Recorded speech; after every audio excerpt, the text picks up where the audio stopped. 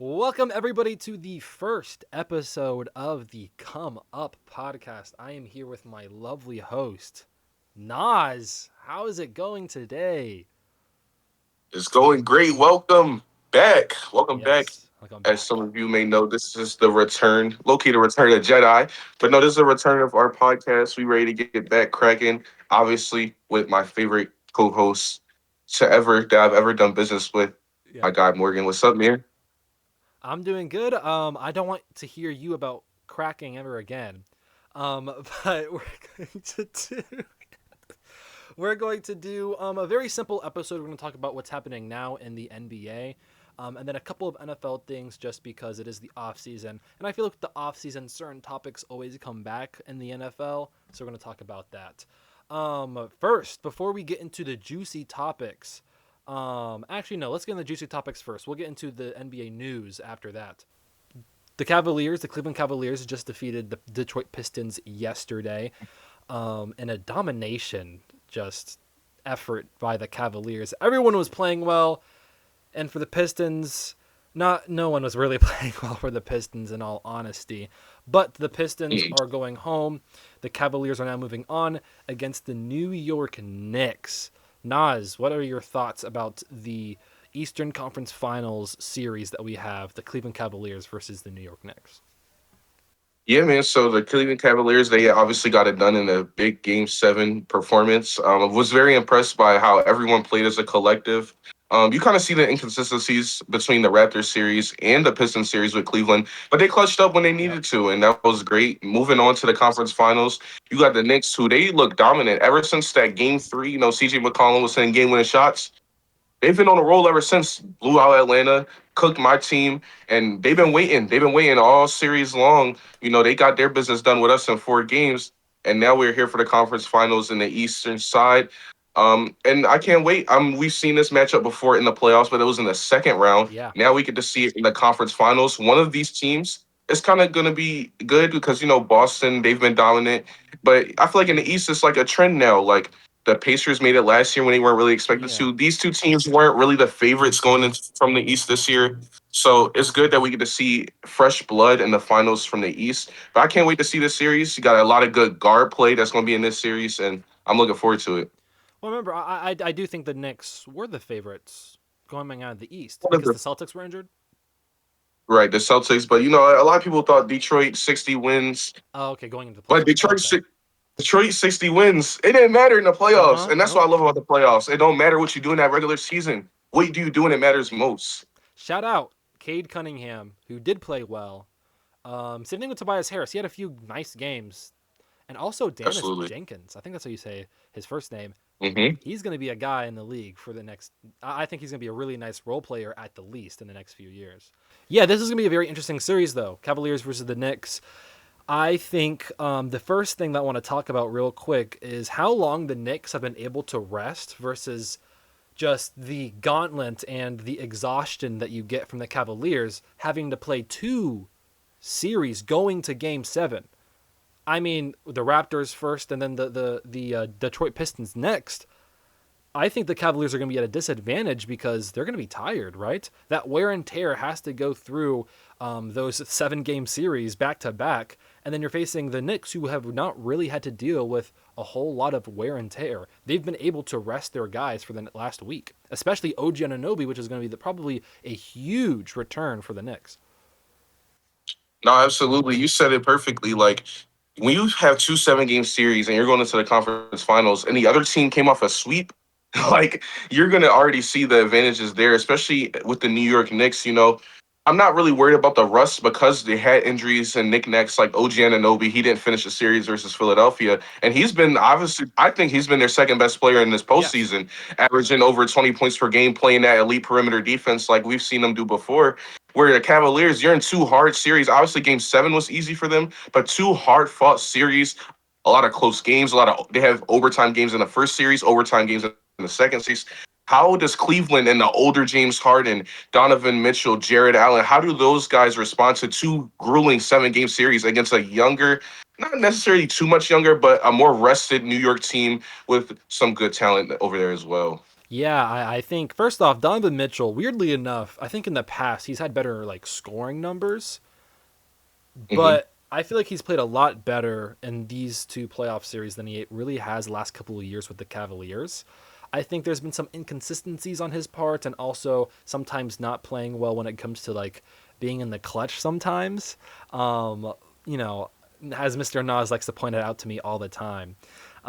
But I think that Donovan Mitchell has played really well.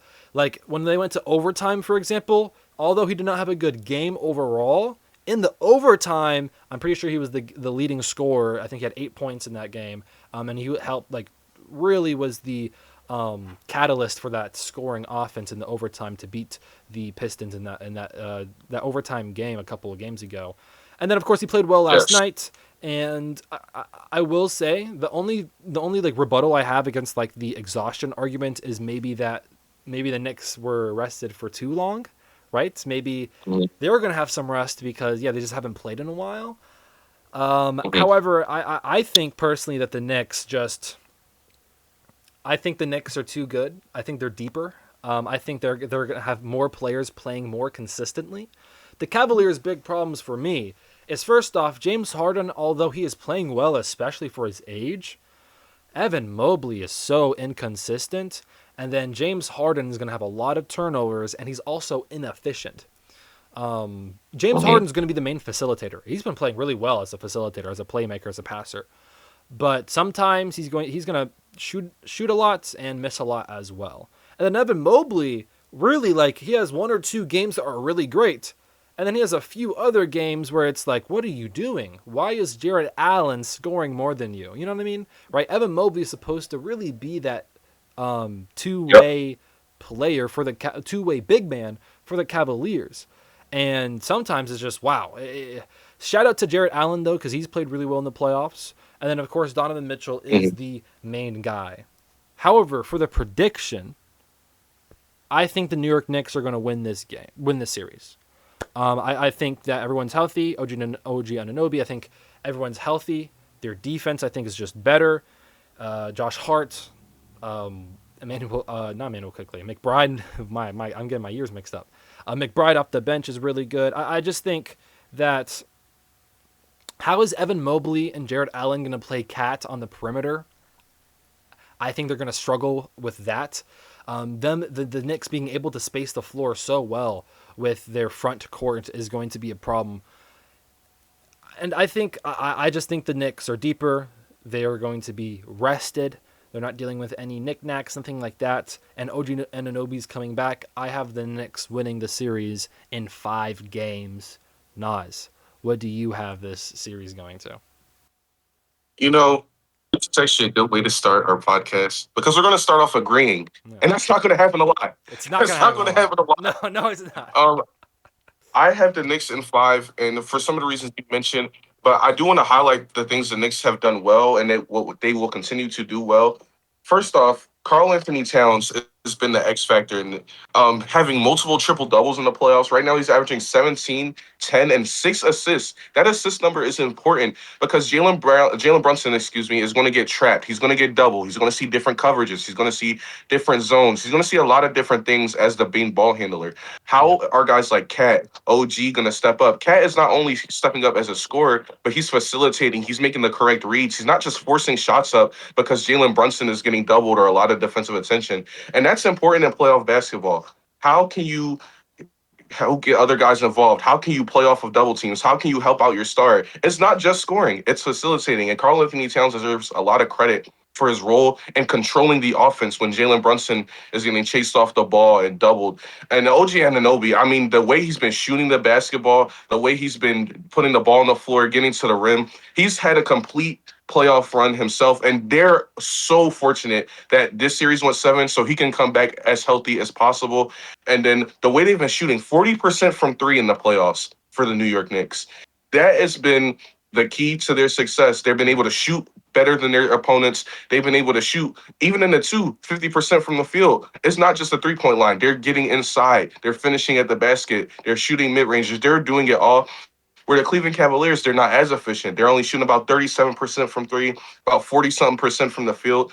the efficiency of the New York Knicks between the Cleveland Cavaliers is going to matter because the Knicks have been playing more poised, they've been playing more patient, getting better shot quality, while the a couple of good games from James Harden, a couple of good games from Donovan Mitchell, but way less efficient and way more difficult shots from guys like Evan Mobley, way more difficult shots for Yeah. guys like James Harden. Some uncharacteristic moments, or maybe characteristic moments for James Harden in the playoffs, right? So it's just the consistency of Cleveland is really, I don't trust the consistency and the efficiency. Where the Knicks, they're firing on all cylinders, and defensively, the New York Knicks, they're going to make James Harden pressure. They're going to make him have to make quick decisions, and that's going to lead to turnovers, like you mentioned. So I just don't trust Cleveland to have a consistent 7 games against a Knicks team that's red hot right now. I think the X factor, honestly, for the okay, Evan Mobley's the X factor in my opinion. I think if he's able to defend Cat well, or maybe even OG Anunoby, whoever he's gonna be defending, I think that he Mm-hmm. really needs to defend them well. But I do want to shout out both Max Strus and Sam Merrill. They're going to be very important when it comes to coming off the bench and shooting. They need to be on fire from deep. That's going to be if they can match Josh Hart, McBride, if they can match some of the players coming off the bench for the Knicks, then the Cavaliers are going to have a chance in this series. Mm-hmm. So yeah, we both have the Knicks in 5. That's why I started off with this series first. I actually think we're going to agree in the next series as well. All right, now we're going to the Western Conference Finals with the San Antonio Spurs versus the Oklahoma City Thunder. Just so you know, you got the hint from earlier. Nas is a Philadelphia 76ers fan, Philadelphia All Sports fan. I'm a San Antonio Spurs fan. So this series is awesome for me because it's the first time in 9 years since the Spurs have been in the Western Conference Finals, since Kawhi Leonard and the Zaza situation. Oh my lord!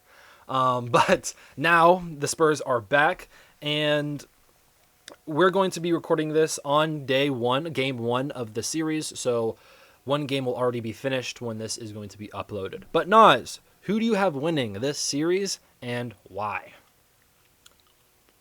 So this series is very hard for me to predict because if you look at this season, if you say, all right, let's look at the head-to-head matchup, that's usually what we do when we have a series like this. Yep. The Spurs, when both teams are healthy, have been more dominant. They've gotten it done. They've gone to Oklahoma City. They've done it in San Antonio. They've been able to get wins over this team. They present the Thunder problems that no other team in the league can. Yep. That's the guard play from your young guards, Castle, Fox, Vassell, all those guys, the wings, and the length of Wembanyama, the ability to play defense, the ability for him to anchor the defense, him taking Chet Holmgren out of the game in some of those matchups that no other team in the league can present to the Thunder. The Spurs can, but championship pedigree. The Yes. freaking Thunder have been on fire this playoffs. 8-0, no losses. Phoenix, no. The Lakers, no. They don't care. Austin Reeves came back. LeBron turning back the clock, no. But the Spurs have played better competition, in my opinion, which is why they have not been 8-0. Like the Thunder playing the Timberwolves with Anthony Edwards, Nas Reed having great moments, Denny Avdia and Scoot Henderson trying to will and the Blazers in the first round. I feel like the competition for the Spurs has been better, but you cannot take away an 8-0 start. With that being said, who do I have winning in this series? I'm actually going to go with the Spurs winning this in Wow. 7 games. Now, you might be asking, what about the championship from last year, defending champions, Shea Gilgeous-Alexander, another MVP 2 times, as this video has been recorded? Wow. I believe the Spurs' regular season success wasn't a fluke because the matchups are the same and the problems that the Thunder face with San Antonio is different. Only team in the league who can match them as far as depth when it comes to that guard position. Shea, AJ Mitchell this playoffs, Jalen Williams, they'll be able to get matched by De'Aaron Fox, Dylan Harper, Steph Castle. The wings, you got guys like Lou Dort, Kason Wallace. We got Devin Vassell, we got Keldon Johnson and Julian Champagny. Like Yeah. the matchup is there. And then Wembenyama, like I told you, I say this all the time, and especially in this playoffs. When Wemby wants to, nobody can stop him from dropping 40. When Wemby wants to, nobody can stop him from getting 8 blocks. When Wembenyama wants to do something, there's nobody on this earth who can stop him from doing what he wants. And he's only getting started. And Shea Gilgeous-Alexander, while they have been A&O, he has not had a great playoff series to his standards. But for this last Lakers game, he was only averaging 26 points per game. Now that's still good. That's still decent. But that's not the Shea we're used to. He had a lot of inefficient games. And some people would say a lot of his games in this playoffs, a lot of his high scoring games will come because of the officiating help. And, that's not going to be too much of an issue this series. But Shea has not been as dominant in this playoffs as a guy like Wemby, where when I took out the injury game and I took out the suspension, Wemby's averaging 27 points, 10 rebounds, and 4 blocks Yes, on yes. 53% shooting and almost 40% from three. At 7-5. I think the Spurs matchup problems will show in this series. But what do you think as a Spurs fan, sir? I think that you're correct. The Spurs, in all honesty, when Wembanyama is on the court, they've only really lost one game. Really. Which is the first game against the Timberwolves. That's really the only game that the Spurs have actually lost, like, for real. Every other thing was because he Mm-hmm. got hurt early or he didn't play at all, / he got ejected. So, really, the Spurs have only lost one game at full capacity. I will say during Yes. this regular season matchup, because the Spurs are 4-1 in the regular season against the Thunder, I will say though that the Thunder weren't fully healthy, especially with Case and Wallace, during those matchups. And of course, you know that Jared McCain was a midseason acquisition for them. Mm-hmm. Of course, the Thunder are the best when SG is able to go to his spots, go to the rack, things like that. And the reason why it is also so effective is because they can't. The best shots in the NBA is still, no matter what, a near the basket, underneath the basket, a layup, a dunk. Those are still the most efficient, best shots, best scoring positions to have in the NBA. Because of how efficient it is and how effective it is, that shot is better than a 3-point shot. And with Wembanyama on the court, that matchup sucks, especially because Wembanyama has been outplaying Chet Holmgren. However, like I said, especially with the wings, the Thunder were not at full power. They were not the same Thunder that they are now when the Spurs were able to defeat them. And I think that is going to matter in this series, especially because I have already noticed the Spurs' inexperience in the playoffs. They have quarters where the Spurs just completely let the team come back, and you can't do that against the Thunder. That's why I think every single game is going to be at least competitive. Also, I think that, and this is a really bad matchup. And I think that the Spurs are going to take advantage of it. And this is the start of a rivalry right here.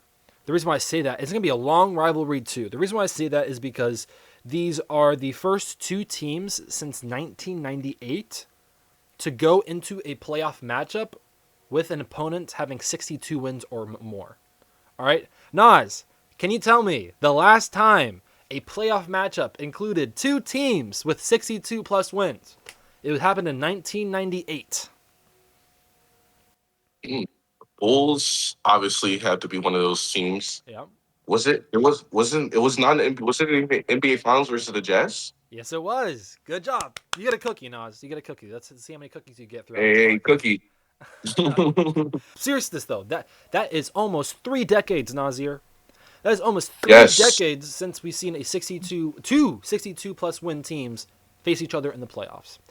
Yeah, but they're in the same conference, and that's just crazy, right? Because And they're in the the same other one was the conference. NBA Finals matchup. And also, this is why Wembanyama is saving the league. No, he's not saving the league, but he's making it more interesting and more competitive for sure. Because there is actual beef, maybe not actual beef, but there's definitely a rivalry between Chet Holmgren and Wembanyama. For sure, there's a rivalry between those two, and I think that's going to be a fun matchup. Also, both teams have an average age of below 26 years old. This is going to be a long rivalry, I hope at least, for the NBA needs it. But I do have the Oklahoma City Thunder winning in 7 games. So it's going to be a 7-game series. And the reason for this is because I do think wear and tear is a thing. But I also think that Wembanyama still sometimes does inexperienced and young things.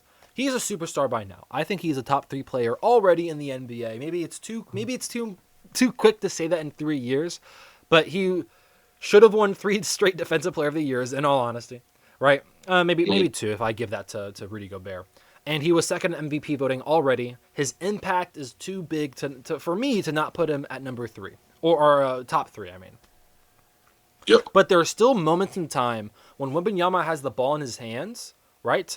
And he goes into a double team. And remember, Wembanyama is tall, definitely for sure, but he's also skinnier, right? So he's going to make those mistakes, and somebody's going to like grab at him, and he's going to try to push through and put up the ball, and the ball's going to get slapped out of his hands. He makes those mistakes too much for a superstar in the NBA. All right. And then sometimes he gets into these ruts where he shoots too much. He's a good shooter. He really is. And I think in a couple of years, he's going to be a great shooter, which will suck for the NBA. Not for me.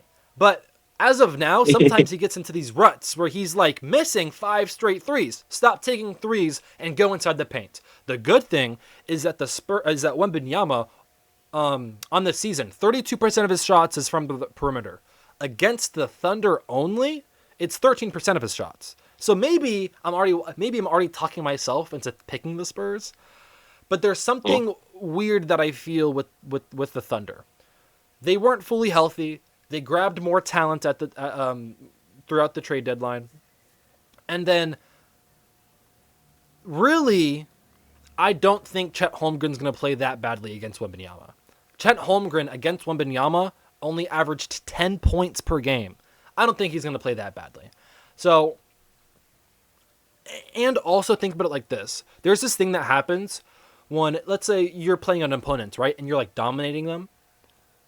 Well, who's going to do more homework the next series? Who's going to notice the flaws that they did and make up those flaws? The other team, because they lost. And the Thunder are a good team to do that. I think that if the Spurs had more playoff experience, because the matchups do work in their favor, the Spurs would win this game. They're a deeper team. You look at the statistics scoring-wise, they have too many They have Dylan Harper coming off the bench, Keldon Johnson coming off the bench. But I think when it comes to championship experience, also, when Wembanyama is off the court, the Spurs have a severe big man problem when Wembanyama is off the court. And he needs to be on the court 24/7, but he won't be because he needs his rest.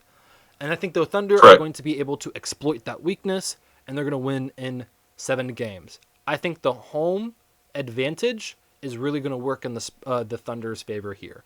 So, funnily enough, the non-Spurs fan has the Spurs winning, but the Spurs fan, I think that it would be a year too soon for this team, and that this deep playoff run is going to be a much needed playoff run for future championships. And yes, championships, plural. Yeah.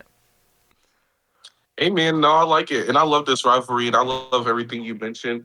Um, and this is gonna be a great series, all in all. And I can't wait. Game 1 is tonight. Game 1 will already be happening, or have happened when this episode drops. So hopefully, this is a fun series. And yes, man, either way, 7 games. Like you said, every game is gonna be competitive, and all the reasons we mentioned here.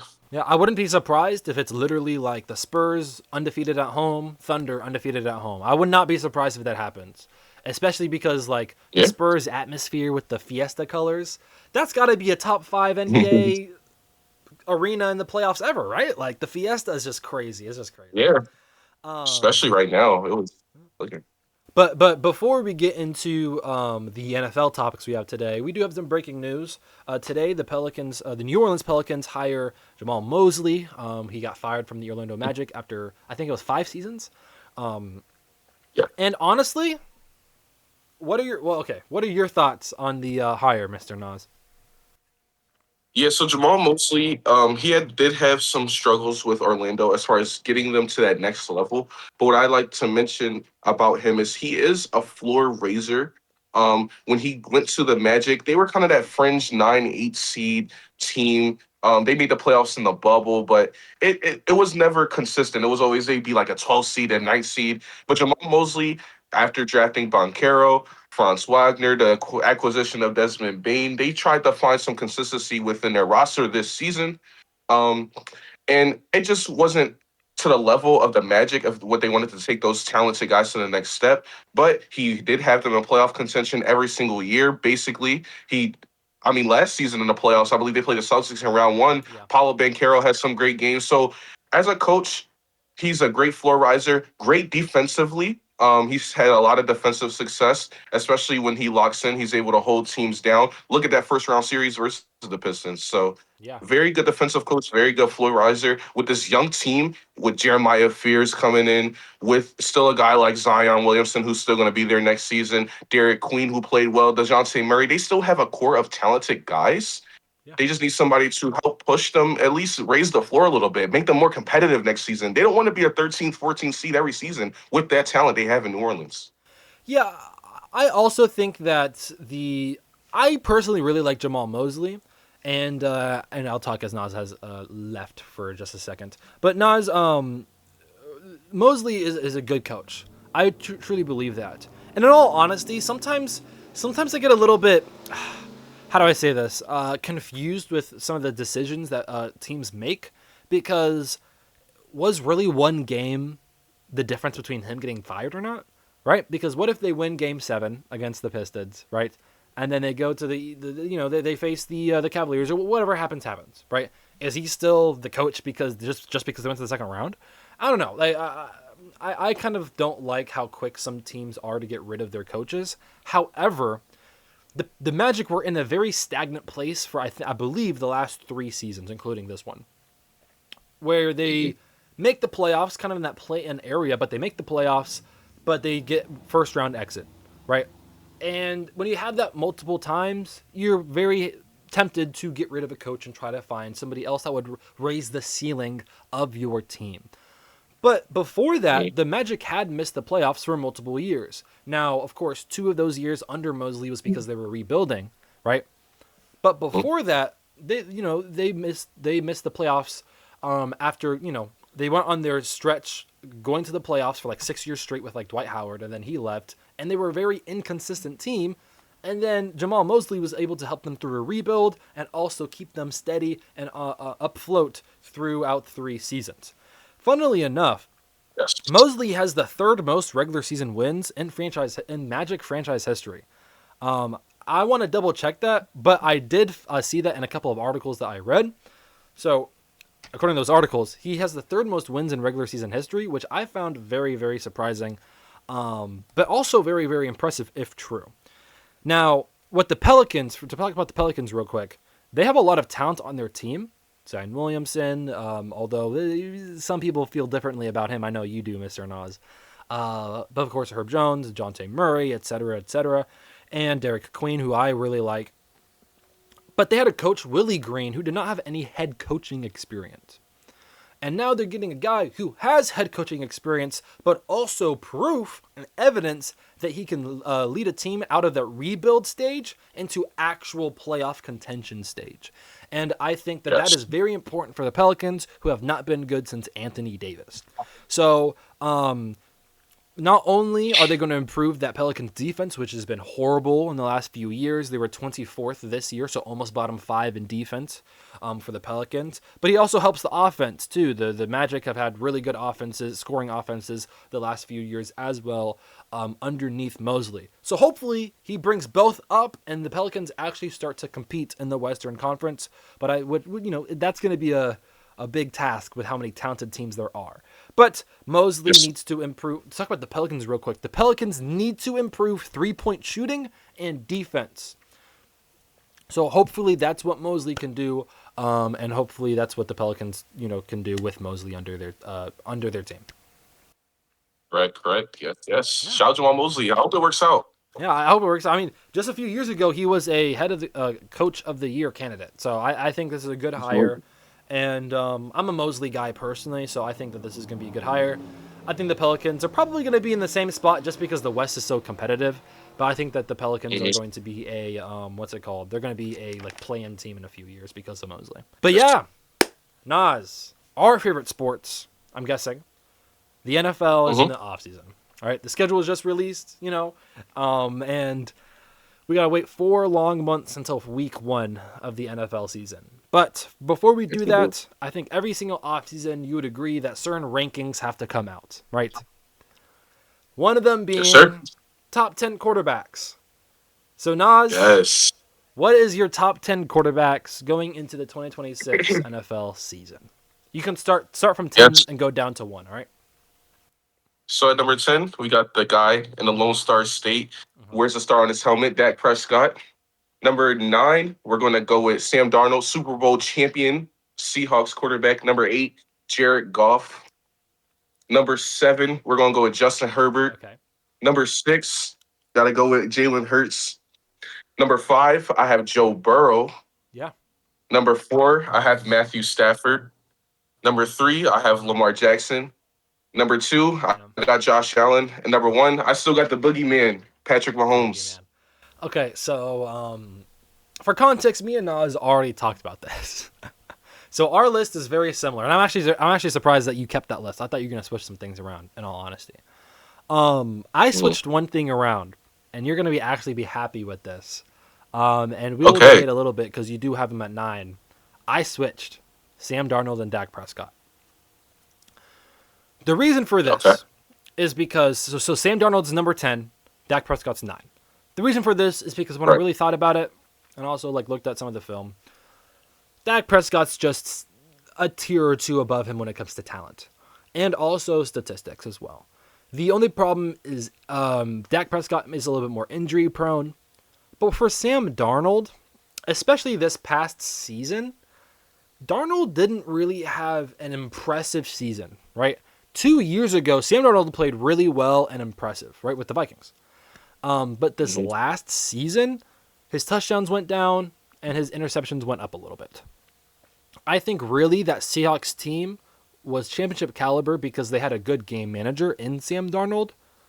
But really, it was the defense and also Kenneth Walker stepping up in the playoffs stepping up in the playoffs as well. Mhm. I think Dak Prescott's talent is just too much for me to put underneath Sam Darnold. Also, when it comes to these quarterback rankings, how me and Nas kind of think about it, it's the last few years. But I do like the experience and like the foundation that Dak Prescott has since 2016. Like he has a lot more years on Sam Darnold. When Sam Darnold has Mhm. only really played well the last 2 seasons. So for those reasons, I'm going to have Dak Prescott at 9 instead of Sam Darnold. Mr. Nas, do you want to Okay. switch your opinion? Do you think that Super Bowl is a little bit too much? What do you think? So when I look at the way Sam Darnold and Dak Prescott have been playing over the last few seasons, Dak Prescott he's still one of the top guys in the league as far as passing yards. 2 of the last 3 seasons, 4,500 yards passing, 30 touchdowns this past season. Yeah. So the numbers definitely you can say over the career aspect definitely more consistent to Sam Darnold. But the reason why I still put Sam Darnold over Dak is because yes, Dak has more established position in his franchise and in the league, and the talent. I can understand where you guys come from in that aspect. But when I look at Sam Darnold and the way he played with Minnesota, not behind a not great offensive line, granted having Justin Jefferson and Jordan Addison, he made it happen. He turned that not the franchise around, but he turned his career around with that Yeah. franchise. And that was impressive enough. And while the numbers weren't as great as the Minnesota numbers, what he did this season in Seattle Yeah, it was good. was intangibles were way more progressed than a guy like Dak Prescott. While the numbers were down, he still had a lot of game winning drives, a lot of game winning moments, playing a lot of high stake games, even in the regular season. Versus the LA Rams, he had a lot of games, 2 games this season versus the Rams in the regular season, where they came down to the wire, nail biters. And in the postseason, came down to the wire, nail biters. And he was ice cold. The second game versus the Rams, it was Thursday night football. The Rams almost had that game in the bag, but Sam Darnold led them down the field, and he got the game winning touchdown with dimes to Cooper Cup, dimes to Smith and Jigba. The team of Seattle was great, and they do deserve a lot of the credit. But Sam Darnold, what he showed me is when Minnesota is that one, I can play like a top 10 level guy. And then what he showed me in Seattle is that I can get it done when it matters most. And I think those 2 seasons and those things put together, guy like Dak Prescott, he's 30 and he still hasn't made the NFC Championship. And he's had a lot of good teams as well. He He's has. had, and Has he I had? actually respect Dak Prescott. Has Dak Prescott had a team? Has had a team as good as the Seattle Seahawks this year? Though I don't think so. Maybe not, but definitely And offensively has coaching. always had the weapons. Coaching, yes. Even though I do like the things Brian Schottenheimer did do with Dallas this year, especially down the stretch, but that's another conversation for later. But Dak Prescott, the way I look at it as he's definitely had the talent, especially offensively. This year with George Pickens and CeeDee Lamb, a few years ago with CeeDee Lamb and Amari Cooper. Um, Yeah. Amari Cooper, Michael Gallup, Ezekiel Elliott for the first 4 years of his career. Like Dak Prescott has had talented teams. He's had 13-win Cowboys teams. He's Yeah. had teams where the Cowboys who are a top 10 defense. So the way I look at it is you're 30, 31 years old and your 10th season in the league, and you still haven't done what Sam Darnold has done just in the last 2 seasons. And I got to give Sam Darnold that respect because we do go based off of recency as well. And Sam Darnold over the last 2 seasons, in my opinion, has performed better than Dak Prescott in the postseason, performed better than him to the last regular season with Minnesota. And he's just putting it all together while Dak Prescott's in year 10 still figuring out how can I at least make, I'm not saying you got to make a Super Bowl. How can I make the NFC Championship? So Dak Prescott, I respect him and the talent is there. And I see him play a lot. As an Eagles fan, we play him a lot.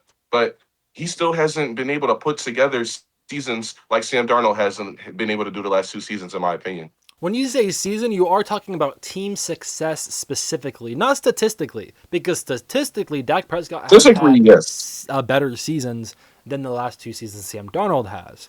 Now, this is when the sport of football is so beautiful, Nas, because it is a team sport, right? In basketball, if Wembanyama just decides, you know what, today nobody can affect me, I'm gonna just skyhook it like 10 times, you can't stop me, right?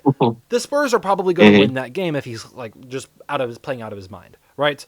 One player can really impact the game so much in a basketball game because everybody, although there are different positions and different roles, anybody can play offense, anybody can play defense, anybody can pass, anybody can shoot, etc., etc., etc. For football, not only does everybody on offense and defense have their own specific roles that they have to do, but also you have the offense, the defense, and special teams. And I feel like as a whole, the Cowboys have never had a team on the caliber of the Seahawks when it comes to, yes, their offense is really good. Offensively, the Cowboys have had even better offenses than the Seahawks. But defenses, no. And special teams, especially not. What was that first thing that we saw in the divisional round against the 49ers, Mr. Nas? We saw Rashid Shaheed run it, do a kick return back for the touchdown, right? Special teams is so important in Super Bowl caliber teams. I mean, I'm a Ravens fan, right? So I go back to the 2012 Jacoby Jones run. One of the reasons why the Ravens did win that Super Bowl and also win the playoffs is because Jacoby Jones is such a X factor, not only on as a receiver, as a depth receiver, but also as a kick and punt returner. That is what the Seahawks special teams did for the Seahawks. So I think when it comes to team-wide success, yes, Sam Darnold has done more, but that is more on how great Mike Macdonald and the team is, rather than Sam Darnold elevating the team to Super Bowl status, which he did do technically because Geno Smith before was not able to do this. So that's a good rebuttal. However, I would like to say that the defense was not complete in their construction, right? Because it was Mike Macdonald's only first year in the system last year, implementing his defensive system and his outlook, and Kubiak as well. And then this previous season was really the accumulation of what Mike Macdonald wants for his Mike Macdonald wants for his team, and also the full construction of everything. Remember, DK Metcalf was on the team last year, right? Yeah, two seasons ago. So that was part of the construction over the last couple off seasons to really make it Mike Macdonald's team and his defensive scheme as well. So although I do think Sam Darnold was able to elevate the team to Super Bowl status in the terms of not just having better passing, right? I don't think that he elevates a team in general like Dak Prescott elevates the Cowboys offensively as well. So I think the Super Bowl run is a credit to how great the team construction and the defensive schemes from Mike Macdonald and the offensive schemes from Kubiak was, rather than how great Sam Darnold was able to elevate the team. Dak Prescott reminds me of a younger Sam Darnold, obviously more talented than a younger Sam Darnold. Because you know what Dak Prescott is very good at, and I'm glad you brought up coaching. Dak Prescott has a special talent What's the of talent? getting guys fired.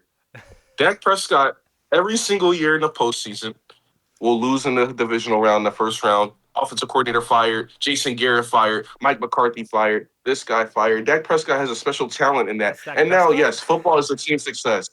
Football is definitely team success, and we cannot deny that. We cannot deny that multiple components matter when it comes to winning a championship, correct? But what I've seen in Dak Prescott in the postseason compared to what I've seen from Sam Darnold in clutch moments in the postseason is actually not even comparable. I've seen Dak Prescott lose games for the Cowboys in the postseason. I've seen Dak Prescott lose regular season games to lose division titles, NFC East titles, right? And I'm not saying this as Sam Darnold is just this clutch guy and he's just ice in his veins. But what I'm telling you is when it looks over the last two seasons, if you put Dak Prescott on the Seahawks, but due to his playoff failures that I've seen, I'm not 100% sure that the Seahawks are going to go and win the Super Bowl as dominant as they were. I'm not sure that in the NFC Championship, they're going to have drives and clutch drives. I'm not sure that against the You LA don't Rams think that? multiple times to win the Let's just get division, to the point, Dak Nas. You don't Prescott think that? is You going to don't go think a down the Dak field. Prescott Seahawks team can win the Super Bowl? Is that what you're saying? I don't think Dak Prescott is as clutch as Sam Darnold. That's what I'm Oh my saying. The gosh. point, Sam Darnold has been more clutch than Dak Prescott. Is he not? It's not just it's the team. Yes, the What? team was built How perfectly. far does performance go when it comes to reality of talent and skill, right? Because yes, a certain player can perform really god dang well, right? Really gosh darn well with a specific team. But let me bring up a quarterback, right? Let me bring up a quarterback. What are we talking about here, right? Let's see, Joe Mhm. Flacco, for example, right? He performed really, really well in that 2012 run, right? But when you look at the Correct. statistics of other quarterbacks and how they performed well, is Joe Flacco just because of that Super Bowl run and because he played a really clutch in the divisional round, et cetera, et cetera? I mean, was he? I mean, you brought this guy up. Oh, this is gonna be. You brought this guy up. I mean, was he better than Matt Schaub at that time, who didn't win a Super Bowl? Who? Yeah, right. Like you said, you brought up Matt Schaub Uh, in a recent debate with me when it came to Joe Flacco. Correct. So again, does that Super Bowl ring, which again success, which we've already talked about, the NFL is less about the individual than a lot of other sports, right? Mhm. When it comes to team success, does that team success accolade and Super Bowl ring, is that worth more than the production and then the skill/talent that Dak Prescott has? I don't think so. Well, what I would like to say is the skill, the production. Like you said, Minnesota, it was even. And this year, I feel like Dak Prescott had the better numbers this year, right? And the talent. My problem with Dak Prescott is that the talent and production gets him nowhere when they need Dak Prescott to be that talented and productive guy. And Yep. I've seen it, and this might be more longer than just our criteria of the last 2 or 3 seasons, because I've seen Dak Prescott have productive and talented seasons with talented rosters and not be able to get it done. It's more or less who's like the better talent in this situation. It's who I trust with in my organization more. And I don't trust Dak Prescott to be able to get it done. I don't. And he's still a top 10. The reason why he's still in that top 10 because some of these guys he just has more talent. Some of these guys he just has more experience. Like it's overwhelming. But when it comes to Sam Darnold's getting into that veteran status too, and he's found his way. He's found his niche. He's found his style. He's found ways to get it done. Whether the team was good or the team wasn't good. Even in Minnesota, he found ways to have a 12-13 win season. So as Sam Darnold showed me in Minnesota, he's capable of running an offense and being in high power offense situations and getting 10 plus wins and winning the division. He showed me in Seattle he's willing to crank down the numbers from Minnesota, but game manage and have clutch wins. Where Dak Prescott hasn't shown me he can have clutch wins. He hasn't shown me that he can turn things around. He hasn't shown me that when he faces certain things, he can show up. It's more of what I've seen from Dak Prescott and his reputation and it's just the trust aspect. I don't trust Dak Prescott to get it done when it matters the most. I think a big thing about this is I think that this proves, first off, how multifaceted these debates can be. All right? Because, yes, you're correct. Sam Darnold the last 2 seasons have been more clutch than Dak Prescott. Honestly, you can probably say ever has been in a single season. Like, easily, right? Easily. However, I just feel like sometimes it's in the eyes, right? Sometimes it's in the eyes. And when I see the statistics that Dak Prescott is able to put up, right? When I see how he plays on the field, and you compare that to Sam Darnold, you have to admit, Dak Prescott is a better thrower of the ball, big arm, talented quarterback than Sam Darnold is. And I think that there is something about the intangibles that Sam Darnold does have. But when you talk about Super Bowls are so hard to get done, correct? I think that there's multiple quarterbacks that we put over Sam Darnold, like Justin Herbert, for example, and even Jalen Hurts. Oh, not Jalen Hurts. I can't use that to pit with Jalen Hurts. But Justin Herbert, for example. Justin Herbert does not have the production that Sam Darnold has the last 2 seasons, right? Sam Darnold has more touchdowns and more yards in the last 2 seasons than Justin Herbert has, right? And I think that Justin Herbert does have more talent than Dak Prescott. However, I think that it's not that much more talent than Dak Prescott. And we both put Justin Herbert over Dak Prescott, or over Sam Darnold. And I've talked about it with you multiple times. The Chargers team is a good team. The last 2 years, the Chargers have had great teams, especially in the regular season. They've been great teams with great defenses, especially. But Greg Roman, he raises your floor but caps your ceiling down to your like you know those drive-thrus at McDonald's. You got like a big truck. Yes. Oh man, that McDonald's, I can't go in It's that like drive-thru. It's too low. That's what Greg Roman does to an offense and does to a team. You can't. Even though Justin Herbert is so talented, and even though Greg Roman can improve your run game so much, even though the team is a well-constructed team with a great defensive coordinator and a great head coach in Jim Harbaugh, they're not winning the Super Bowl because of that one fallacy, that one flaw in their team. It is so hard to win a Super Bowl, even with one flaw. If everything else is great, one flaw can derail the entire season. And the Seahawks did not have a single flaw outside of Sam Darnold. Like, I'm not saying that Sam Darnold is the flaw. That's not what I meant. I meant when you look at outwardly, besides the quarterback, like when you look away from the quarterback position, there's not a flaw the Seahawks have. They're great defensively. They have great coaching, both from a defensive standpoint from the head coach, who's a defensive-minded guy, and then Clint Kubiak, who's an offensive-minded guy, and now he's the head coach for the Raiders for a reason. His offense was great. Great receivers. Good offensive line, great defense like I mentioned before, great special teams, great coaching, great chemistry. They don't have a flaw on that team. And that's the biggest aspect in a Super Bowl run. Chemistry, no flaws on your team. Sam Darnold, although he is not a flaw, right? And of course he's a Super Bowl winner. He did a lot of good things. He's a good quarterback. When it comes to impact of the team, right? Sam Darnold won a Super Bowl because there was no flaws around him. While I think that the Cowboys and Dak Prescott has had flaws around all of his teams, right? Whether it be coaching or it be defenses, right? Maybe the offensive line is not as good, which is the last couple of years, right?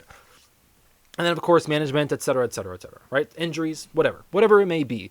There have been flaws throughout the teams that Dak Prescott has had, while for Sam Darnold, he went onto a team.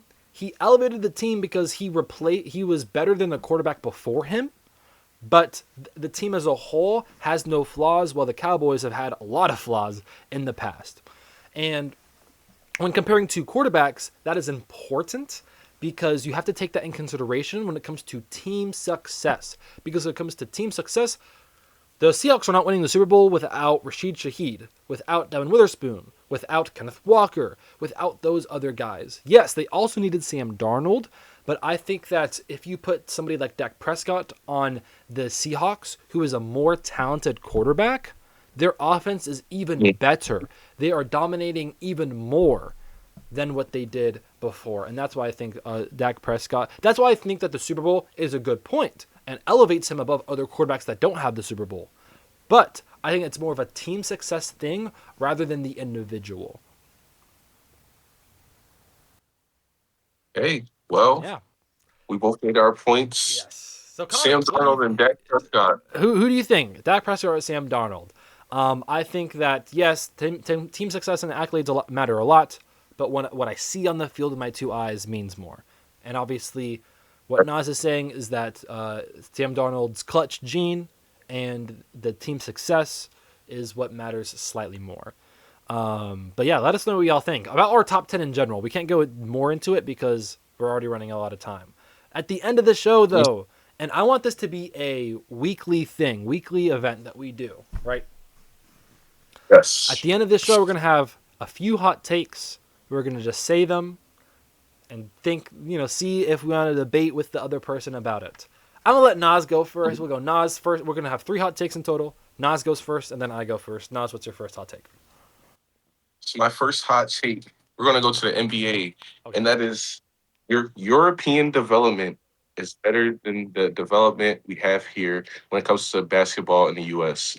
Now, obviously, a lot of people have had a take of just European players being better in general, but we need to really talk about where it starts. It's the development that really matters, in my opinion.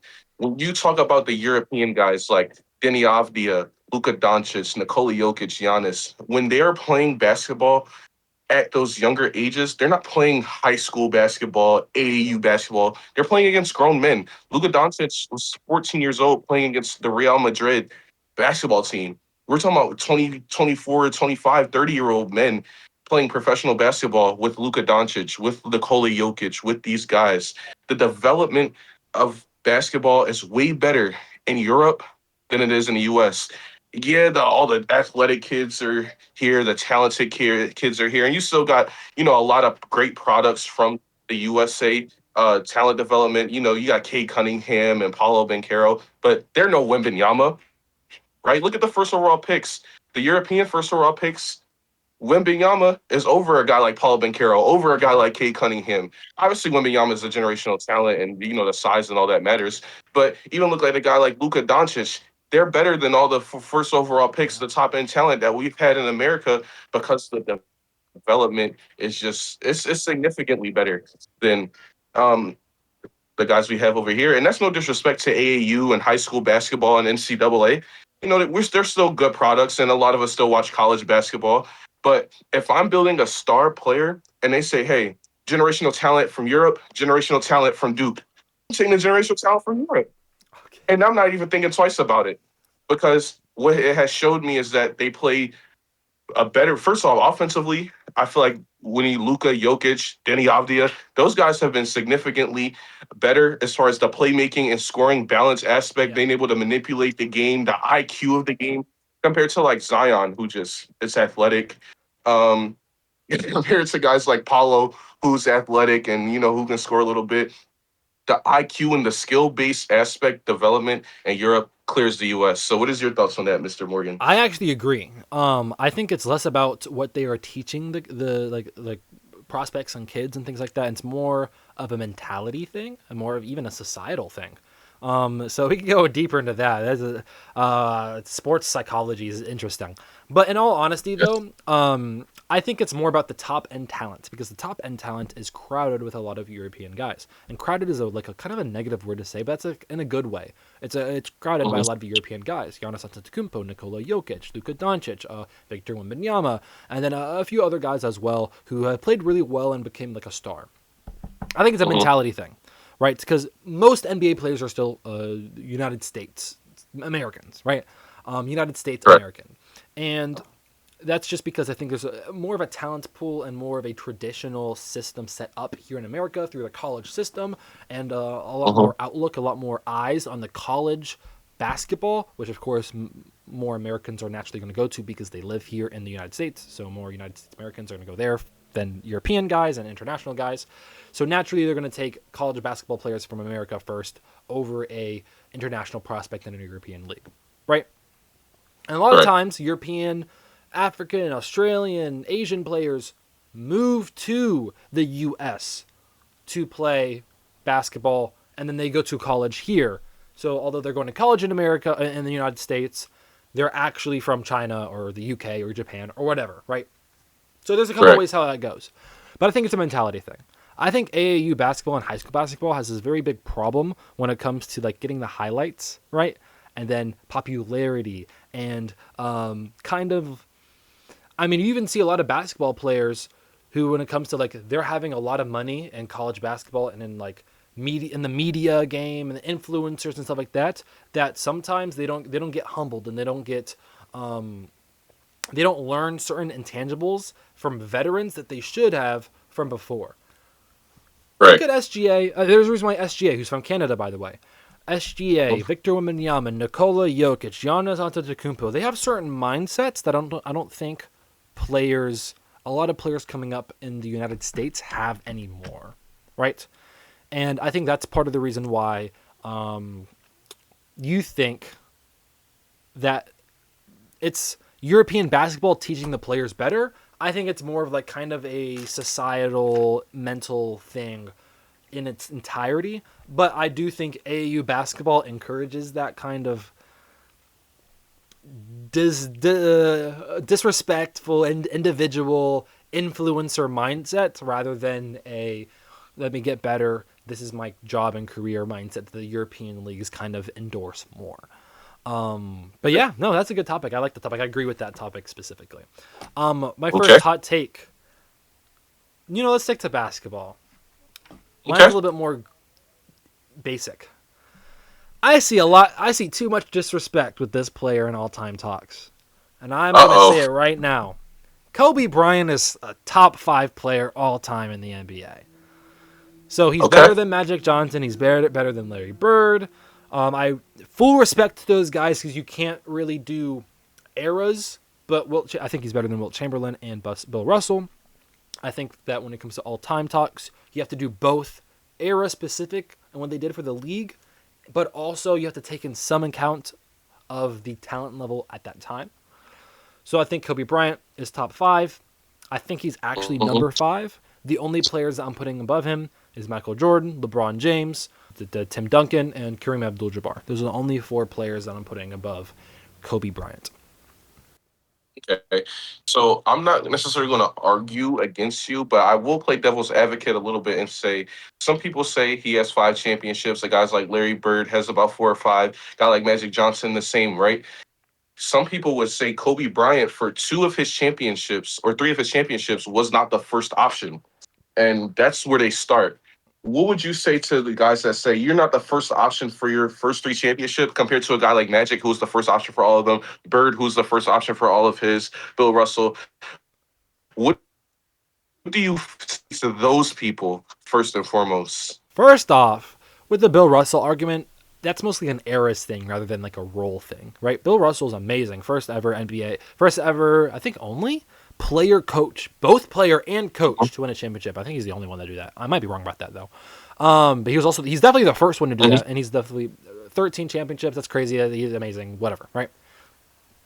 But when it comes to eras, that's more of an eras conversation. Talk about your point specifically. Was Magic the first option in his first championship automatically? He still had Kareem Abdul-Jabbar there, and we both have Kareem Abdul-Jabbar over Shaq, so I think that's a better duo Mhm. to have than Shaquille O'Neal. No disrespect to Shaquille O'Neal, he's amazing, and I'd take Shaquille O'Neal any day of the week.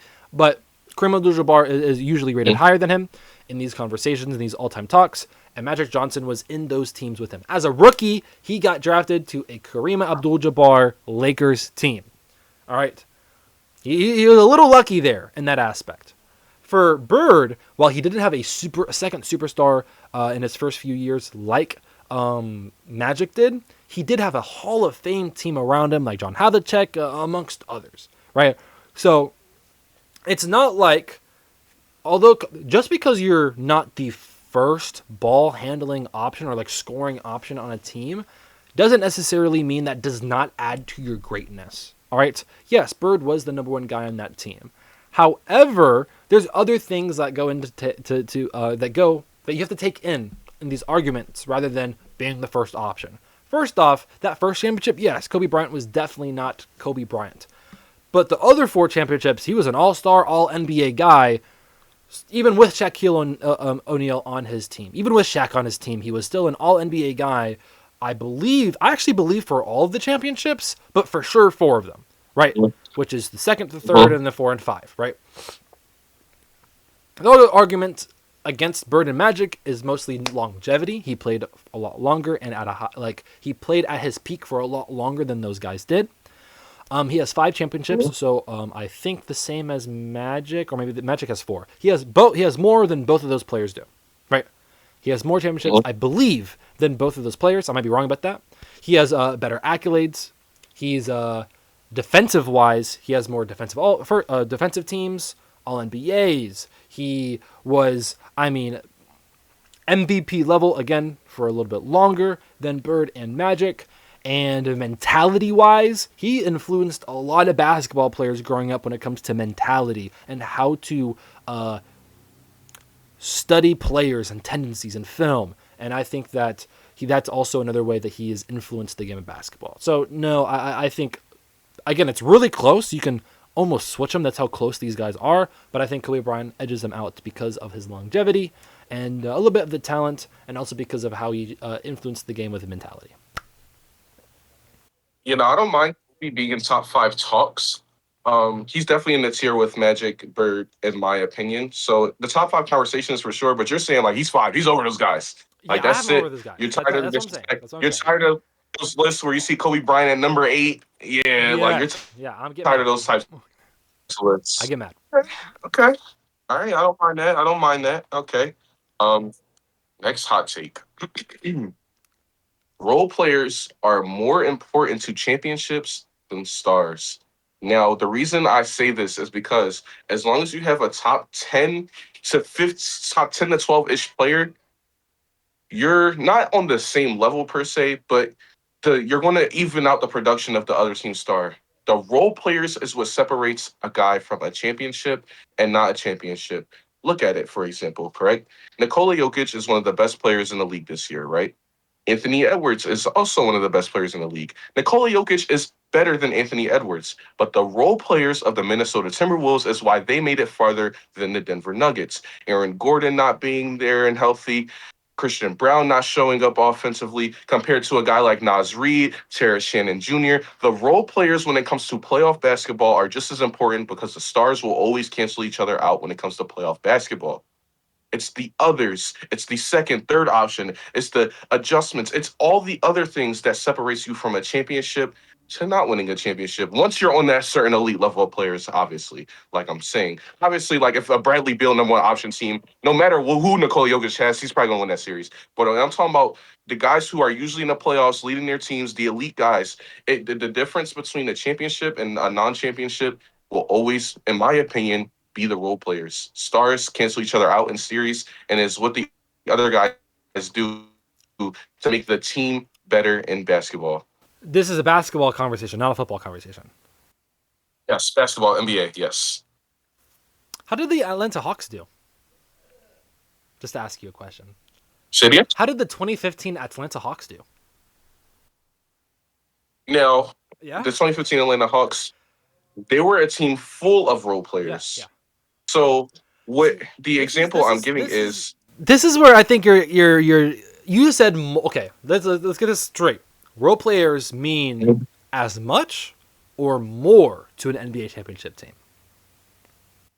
when it comes to a teams having star like the top contenders, when it comes to teams with stars on it, it's always going to mean more. Again, Atlanta Hawks, they didn't You're have a not star at answering the all. question So like though. I said, that's why I said a Bradley Beal led team is like okay, like that team with Jeff Teague, Al Horford, like those Al Horford led teams. Okay, yes, like obviously the better whoever has the top end talent will win. But when it comes to matchups in the postseason, like I just said with the Nuggets, we just seen it with the Nuggets and the Timberwolves.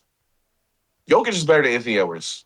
Why did Yeah. the Timberwolves win the series? It wasn't because Jokic was completely outplayed by Ant. No, they played on the same level. You can look at the numbers, you can look at all that. It's because Terrence Shannon outplayed Christian Brown.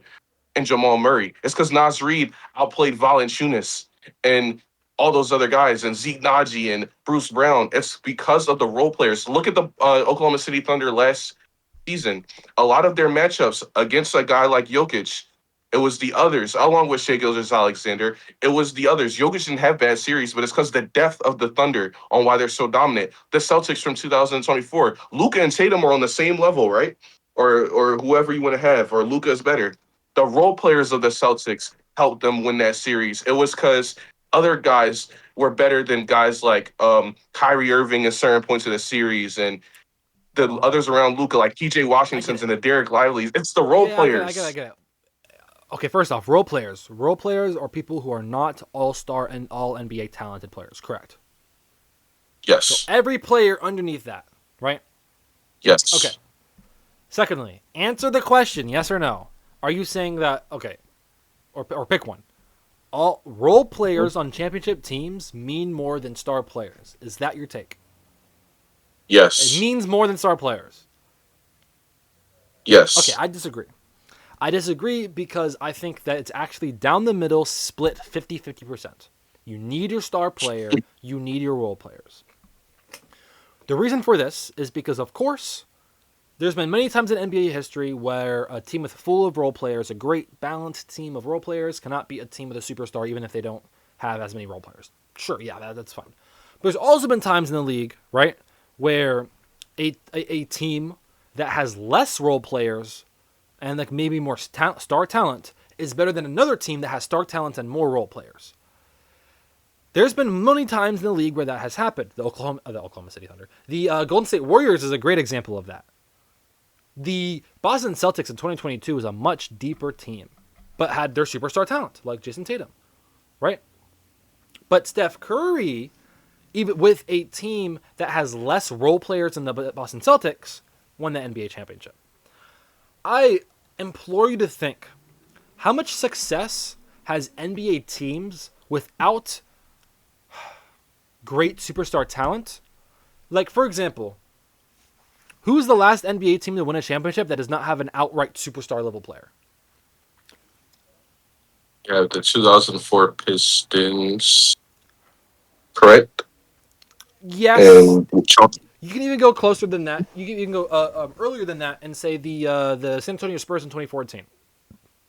right, they didn't. Tim Duncan and all those guys were out of their prime, Out of their but prime. your team Kawhi was Leonard deep. wasn't that yeah. He wasn't Kawhi yet. Yes. Exactly. Yes. For sure. So you do have instances where that does happen.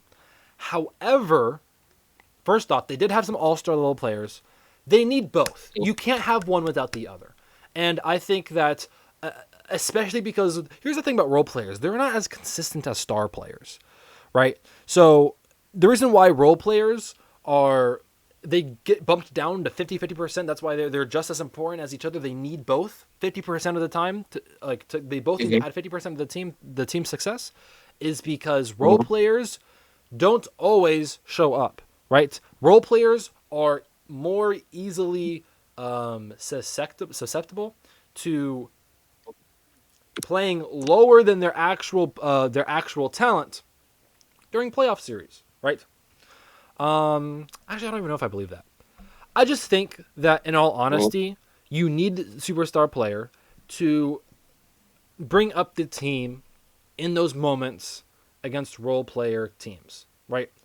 Even that 2004 Pistons team that you brought up, they had all-stars on that team. Like, Ben Wallace was a defensive superstar, right?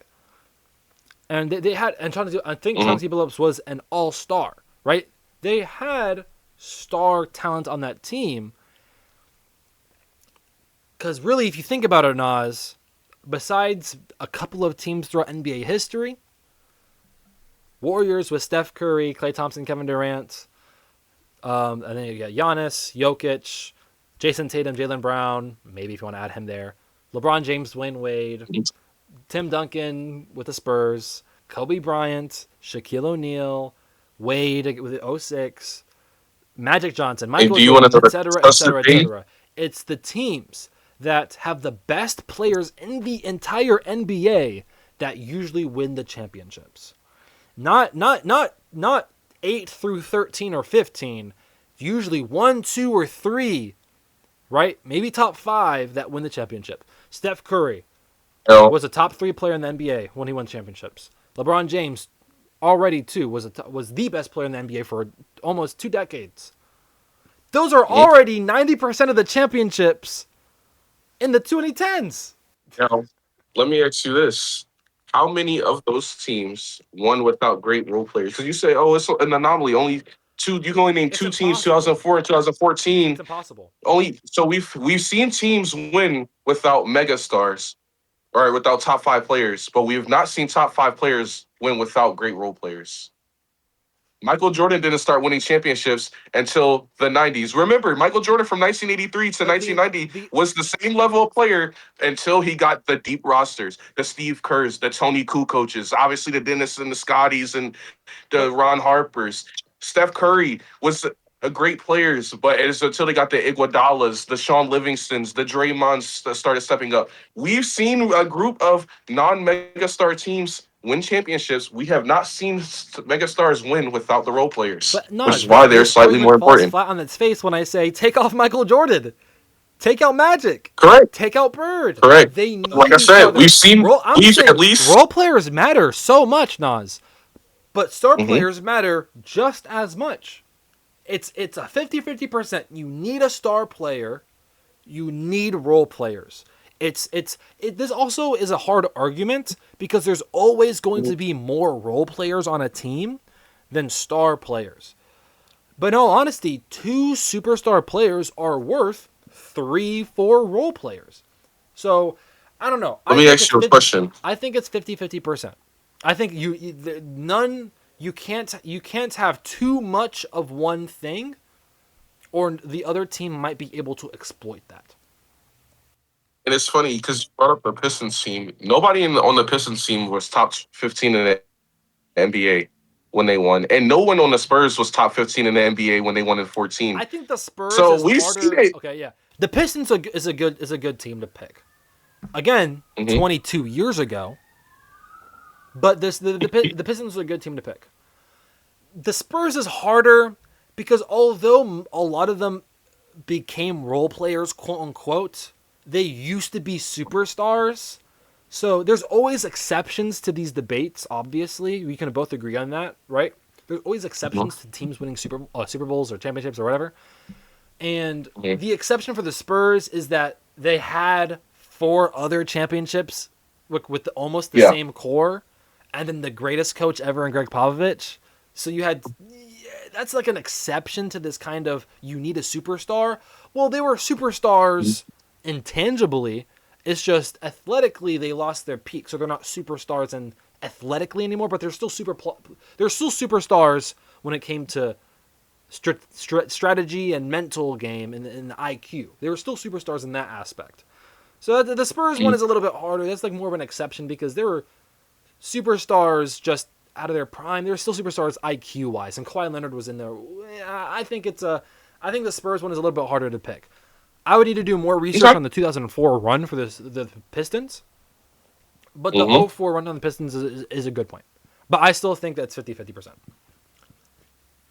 All right, Morgan. Let's move on to the next. Let's bring up your number 2. Indiana winning the championship is the best run when it comes to entertainment in the last 2 decades. What? Okay. 2 decades, you said? 2 decades. So It's the best the run last 20 years. as a fan. It's the best, and it was. This is a better word. Indiana's championship run is the best championship experience in the last 2 decades. And your point is based on Indiana was a team that did not have any success prior to Kurt Signetti. No success. They were one of the worst football programs in history with one of the worst win percentages in history. All right? Fernando Mendoza is so lovable. The Indiana was such a big underdog in expectation, not in like actuality, but in expectation, they were huge underdogs, and that made their run so much more entertaining than any other run. Auburn, Alabama, LSU, Georgia, Florida, they're all already great football programs. Indiana is such an underdog program that it is the most entertaining run. So I think I would agree with you if you said the most unpredictable run, the most surprising run, the most Cinderella run. But entertainment, talk about 2018, 2019, Louisiana State University, Jamar Chase, Justin Jefferson, Okay. Clyde Edwards-Helaire, Joe Burrow, the defensive side of the ball. Bro, come on, dog. That's talent. How That's those match up talent. with Alabama, but we watched the entertainment shootouts with Alabama, good games with Clemson, good games with Georgia, Whoa, whoa, Tua whoa. versus Burrow that season. Like, bro, no, that the Hey, most hey. entertaining team was 2015 LSU. You mean So I'm sorry, not 2019? 2015. I'm sorry, 2019 LSU. No, Excuse look, me. this is my issue with that. The Big Ten championship game against the Ohio State Buckeyes. Mm-hmm. The matchup against the Miami Hurricanes. That Fernando Mendoza run, right, where he got hit, he spun around 180 maybe, 180. He got hit as he ran. He spun and he dove for the end zone. The Omar Cooper catch against your Penn State Nittany Lions. What? That's it. Without that, they don't. Oh my goodness, that is destiny, Nas. I'm getting chills thinking about that Omar Cooper catch. It's Cinderella. Cinderella, Fernando bro. Mendoza threw an interception against Penn State. Their defense had a clutch up, and they had to drive 80 yards down the field. And on fourth down, Omar Cooper had one of the most insane catches you'll ever see in college football. And then one of the closest games against the Ohio State Buckeyes, who routinely is probably the Big Ten powerhouse program, usually in that conference. Uh-huh. And then, of course, Fernando Mendoza just belt to ass against the Miami Hurricanes, having when they needed him the most, he shows up, diving for the end zone, getting hit, spinning around, but still getting the touchdown. I think it was a fourth down. That was a fourth down conversion too. They need that. They need that touchdown. It's with those games. They might not have the talent level as LSU did, but those entertaining games, down to the wire. Will they do it to games alongside with the unpredictable and underdog nature of that narrative is why they're the most entertaining championship run in college football history. My bad, the 21st century. 21st century. 21st century. When I look at it as well, you got to think, bro. The Auburn Cam Newton run, Auburn like is these. historically a great program, though, right? They were a great. So that's what I'm saying. Cinderella wise and unpredictability, 1000%. That's But pure TV, if you ask me and the Fernando average Mendoza was Joe, pure like, TV already. cool. That's what I said. Cinderella and all that is cool. If we're talking about Cinderella, unpredictable, you made all the points. I cannot say that they were not unpredictable. That they did not. Oh my God, they're going to beat Penn State on the road. Oh my God, they beat Ohio State. Yes, shock value. Oh my God, they brought parity to college football this season, 100%. But pure entertainment. You're telling me you're going to choose this team over watching Cam Newton every week go head to head with the SEC powerhouses in Auburn? No. Cam Newton versus Bama. Cam Newton versus Florida. Cam Newton versus Tim Tebow. No, you're not doing that. You're not doing that. No, I can't. I can name so even 2014, 15, I believe 2015 Ohio State had a fun run. Like, dude, Cardell Jones, Ezekiel Elliott going up against the top teams in the conferences and in the league every year. Sorry, in the nation. Shock value, Cinderella story. Indiana has the greatest Cinderella story in the 21st century. Pure entertainment, Tim Tebow with the Florida Gators and his run. Cam Newton with the Auburn Tigers and his run. Reggie Bush and USC, if you want to go before like just games and seasons we weren't able to watch, but we were able to look back on and research. I cannot choose this Indiana team to be the most entertaining team in the 21st century when we have great, historic, memorable, fun moments and other programs. And I get it, they're not a powerhouse, and we want to give them a lot more respect because they're not a Auburn, Alabama, Penn State, Mhm. Ohio State, Florida, Miami, USC. But those programs still had way more fun and entertaining runs than this Indiana Hoosiers team. All right. Great points. Again, Great send me the point. comments Okay, you which cooked with that one. Though. I ain't gonna lie. I That was a like good one that though. one. I like that one. All I like right. that one. What's your next take? What's your last take? Right. So What's your my last take? final hot take: if Matthew Stafford was drafted to a better situation than the Detroit Lions, he would be a top 15 quarterback all time and a first ballot Hall of Famer guaranteed. Now, you may be asking, he's definitely not guaranteed first ballot, and he's obviously not a Not top 15 yet. quarterback of all But if time. he Not yet. And obviously his career is still going, but I'm just saying at the time of we're talking, right? If he were to retire today. And the reason why I say he'd be a top 15 quarterback ever is because look at what he did in Detroit. And we talk about football being accolade based and winning based, but it's a team sport. What held Matthew Stafford back from being in these top five quarterback rankings lists that we just made today? What held him from being in this top five was strictly just because of the situation. He's been putting up high numbers since Detroit. He's been trying to carry them. He's playing through injuries, and they've done nothing but build bad teams around him. Basically, tried to Andrew Luck this guy, sabotage his career.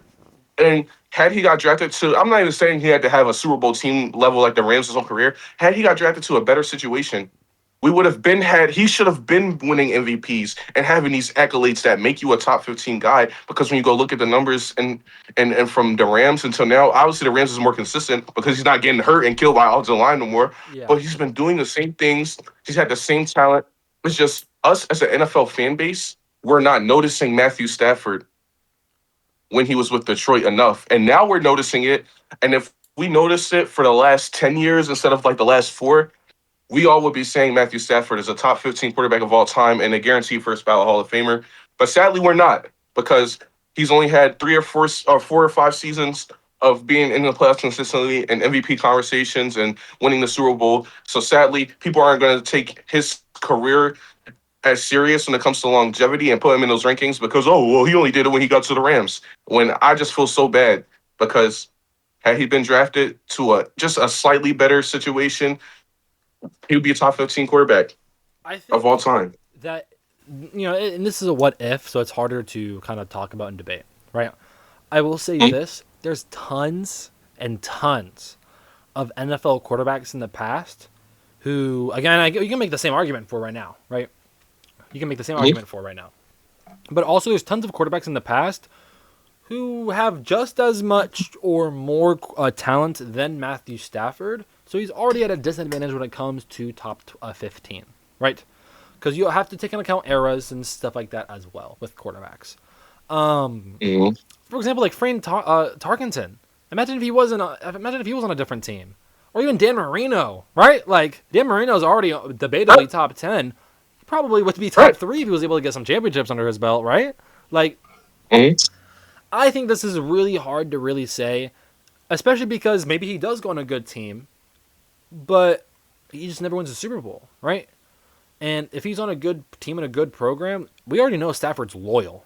That's one thing that he proved with the Detroit, is that he's definitely loyal. Mm-hmm. And if he stayed on one team his entire career, we look at him a little bit worse because he never wins a ring. Because although he's with a good team, he didn't go with the Rams or something like that. I don't know. I think it's a very hard what if to really answer. I think first off, I think Matthew Stafford, his career's not over. He could still be looked at as a first ballot Hall of Famer when he comes out with another, especially if he wins another ring. I Mm-hmm. think it's hard. I'm not going to really debate this one too much because I love Stafford. I think he has great talent. I would doubt that he would be top 15 in a first ballot Hall of Famer if he got into a better situation from the beginning, just because the NFL is so unpredictable. There's so many different facets that have to go into you having a successful career that sometimes it's also just luck, right? I don't know. Mm-hmm. I think I can't debate too hard with you. I think he's going to be a Hall of Famer. I mean, he's a top Mm-hmm. 5 quarterback now. I think he's been underrated his entire career, but because he was in a bad situation. But I don't know if I can say he's a top 15 all time first ballot Hall of Famer. Yeah. It's like I said, it's definitely a hypothetical point, but I feel like I only wanted to bring this to the light because, like I said, if you get the recognition and with a better team, you're going to get more recognition, more playoff appearances, Yeah. just more, more opportunities. I believe his talent level is slept on as well. And I just believe if you give Matthew Stafford more notoriety and more seasons with better numbers, you can possibly get a top 15 resume of all time because I feel like when he retires, he might go down top 25 ish, maybe top 30, top Yeah. 20 quarterback of all time. And if you just had a couple of years of no Detroit poverty, oh my God. But, definitely a hypothetical take, but I definitely wanted to bring that to the light because Matthew Stafford, regardless of eras, man, definitely one of the most slept on and one of the more talented quarterbacks we've seen play. All right. Ready for my last take? Final take, Morgan. Terrell Davis. Terrell Davis is better Uh, is better than Jamal Lewis, Sean Alexander, and I love that you're wearing this. Saquon Barkley. okay. I'm going to start off with Saquon Barkley. Yep. Um, we would agree that Saquon Barkley in 2024 was the MVP candidate, all that stuff. Him and In Terrell in Davis, a running back centric league, he wins MVP. correct. Terrell Davis had that advantage over Saquon Barkley, where he was in a running back, more of a running back era. I believe Saquon Barkley has more dominant seasons than a guy like Terrell Davis when it comes to Nope. 1,000 yard seasons and things of that nature. And I believe also Saquon Barkley is hard because he's still an active player and his career isn't Yep. over. As of So I'm not now. going to debate that too hard. Okay. But I think talent wise too, Saquon Barkley is just one of those guys. But you know, at the end of his career, in that part of his career, Terrell Davis was definitely one of the best players in the league. Definitely an MVP candidate as well, like you said. Also, just like Saquon Barkley, one of the biggest reasons their team won Super Bowls in those seasons. So, and you say Sean Alexander. Okay. Pause before you get to Sean Alexander because I want to Mhm. debate each running back that you bring up. Okay. Saquon Barkley. So I am actually pretty sure that Saquon Barkley only has one more 1,000 yard season than Terrell Davis does. And Terrell Davis has only Okay. been healthy for 4 seasons. Everything else he's been like injured to crap, right? Now Barkley has been injured too, but I'm pretty sure Barkley's Mhm. been healthy for an entire season more often than Terrell Davis has been. I'm pretty sure. Now this is very hard because I have to bring statistics into this, and this is like prior knowledge of myself. So I will say Mhm. this: the Saquon Barkley having more dominant seasons is not true. Terrell Davis has had more, even in only 3 seasons. Terrell Davis, and I understand it was a running back centric league, but Terrell Davis was a top 3 player in the entire league. He was a top 3 MVP candidate for 3 years straight. He was the best running back in the league in those 3 years, and he won MVP in 2 of those years. So I think that the peak is, and even talent, is just too high for Saquon Barkley to go up against. And because of that, we would need to Saquon Barkley would need to have more seasons like he did in 2024 and even this past season, like a lot more seasons to pass Terrell Davis. Yeah. I'm not going to make this too hard. Like I said, because Saquon's Yeah. still in the league. But what I will say is Terrell Davis never played with A.J. Brown and Devontae Smith and Dallas Only Goddard only level of only talent on the okay. same team at the same time. Oh yeah, okay. Not no Shannon Sharp or Rod Smith or any of them, I guess. Okay, cool, whatever. All right. But again, Saquon Barkley still playing, still going. Uh, So it's only time will tell. only time will tell. But as of right now, Terrell Davis, Hall of Fame guy. Saquon Barkley, if he retired today, probably will be a Hall of Fame guy. So again, Mm, it it's the nitty gritty. But Sean Alexander should be a Hall of Fame guy. We both agree that Sean he should be Alexander, Hall of Fame. Yes. and it's crazy because he actually has had way more. I don't know the number to be exact, but he definitely has more 1,000-yard seasons Yeah, than Terrell Davis. more overall Way less career. Yeah. opportunities, way significantly amount of less opportunities to play in championship games than Terrell Davis. Terrell Davis was able to go deeper in the playoffs. Yeah, Although he was a big reason, he had but he better wasn't five. teams. Alexander never played with John Elway. He played with Matt Hasselbeck. He never played with a Shannon I Sharp. All right, guess. like you I just mentioned, a guess. Rod Smith. I Sean guess. Alexander But John Elway wasn't John was Elway. the Sorry. Seahawks offense. Mm-hmm. Sean Alexander was the Seahawks offense season in, season out. Terrell Davis, while he was dominant, like I said, like you just mentioned, actually, he had other guys and other teams around him, so he could have those dominant Super Bowl performances. Because I feel like the difference between a Sean Alexander and a Terrell Davis for you might be not only the MVPs and the stuff like that, but what he did in the postseason and the Yeah. Super Bowls and stuff. Where Sean Alexander, it's unfortunately he only got one crack at the egg and only one real chance, only one real season where the Seahawks were competitive. Other than that, it was just him carrying that Seahawks offense, Matt Hasselbeck and the crew, and Sean Alexander. The numbers are there, the talent is there, and unfortunately, he just couldn't get to the Super Bowl and the deeper in the playoffs as much as because the teams were just different. Obviously, that Broncos team is cooking that Seahawks team any day of the week, and it's just True. unfortunate. That's a But good I think point. Sean Alexander, when it comes to the career numbers, the talent, the longevity, I'll take him over Terrell Davis personally, and he should be a Hall of Famer. Good point. He should be a Hall of Famer. I agree with you there, and you make some great points. However, for me, it's simply the talent level is just a little bit too high for a Terrell Davis, and also, although John Elway was there, Terrell Davis was the main catalyst of that offense, right? John Elway at this point in his career is not the same John Elway that we saw in the late 80s, early 90s. All right? He just isn't. He just isn't. Especially that second championship, that second season, the 98 season, right? His last season in the NFL, especially not that season as he had, I think, career low yards besides, when he was healthy career low yards, touchdowns, and career high interceptions, I believe, on the top of my head. Of course, a lot of this is statistic based, right? Again, Terrell Davis is an elite level athlete. The reason why he got hurt so much is because he said some people joked around. He was actually injured a lot in college, right? That was his actually. That's why he fell so hard in the draft. Partly because yeah, he ran super fast, elite level speed, but like, guess what? Like his hamstring was he got hurt too much. Hamstring, ACL tears, whatever, right? But he has the elite speed, and I like my speed in players, right? That Terrell Davis does have. Terrell Davis, when it comes to a consistent basis, though 3 year span, Sean Alexander had that MVP year, yes, but he didn't have a 3 year span nor the peak that Terrell Davis had.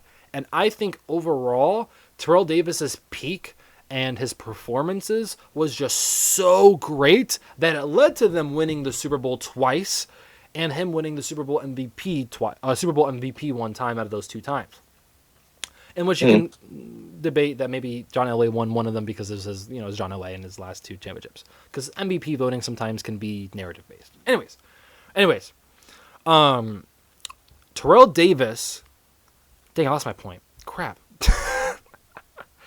But yes, no, Terrell Davis is an amazing player. And even with a significantly less amount of games played and games played in the playoffs, he has more rushing yards and touchdowns than most NFL running backs who's played in more playoff games and seasons and games in general. That's how great of a talent Terrell Davis was. I believe when you look at his film and also when you look at his production, it is so clearly in the tier 1 of running backs. Even though he has less all-time yards and touchdowns than everybody else, that peak was just so great. Talent-wise, he's a tier above Sean Alexander, and his accolades are too much for Sean Alexander to not go into. And Sean Alexander did have multiple chances in the playoffs. Part of the reason why the Broncos won those two... No, the biggest reason why the Broncos won those two NFL championships was because of how amazing Terrell Davis was on the offense. But yes! What was that? Oh, yeah, Jamahl Lewis. Yeah, go Jamahl Lewis. Sorry, I forgot about him. Jamahl Lewis. This is the only running back I agree. I agree. While Jamahl Lewis has some dominant seasons, I think his peak is Terrell Davis is way over the talent. Terrell Davis, I will take Jamal Lewis. Jamal Lewis did not have an MVP season like a Sean Alexander did, like a Saquon Barkley. Like I respect Jamal Lewis. No, this is Yeah. not. He's a great running back, but I just believe the peak of a Saquon Barkley's peak season, the Sean Alexander peak season, they can kind of have that conversation with the peak of your guy, whereas Jamal Lewis, not necessarily the peak. While he does probably have better longevity numbers, the peak of Terrell Davis is just significantly over him and some of the talent aspects as well. Yeah. My last point in argument, because we agree on this, for all of those guys, Mhm. is that Terrell Davis in only 4 NFL seasons in the '90s is on the decade team, and he was drafted in 1996, Mhm. or was it seven? Mhm. No, he was drafted in 1996. He was drafted in 96. 1996, and he only had 4 elite seasons. He only had 4 healthy seasons, and he's on the all-decade 1990s team in an era with guys like Barry Sanders, Emmett Smith, Norman Thomas, a lot of elite running backs that came from this era. So, and Terrell Davis is on the all-decade 1990s team. I know a lot of people will be like, "Oh, okay, who cares?" He was in such a great running backs era, and he still got on the all-decade team in only 4 seasons. That's how great he is. But us, Mhm. our first episode has concluded. A little bit longer than Yes, we would like, sir. obviously, but that's fine. We'll get all the tinkerings down soon. Thank you so much, guys, for joining us on this first episode of the Come Up podcast. Hell yeah. Um, we hope to be bringing this to you guys weekly, and we'll have this will be a big channel. We're going to hope to actually be consistent on this run if you've watched the other iterations of this. And thank you guys so much for joining us. We will see you guys next week. Nas, have a great day. Any last words? Sir.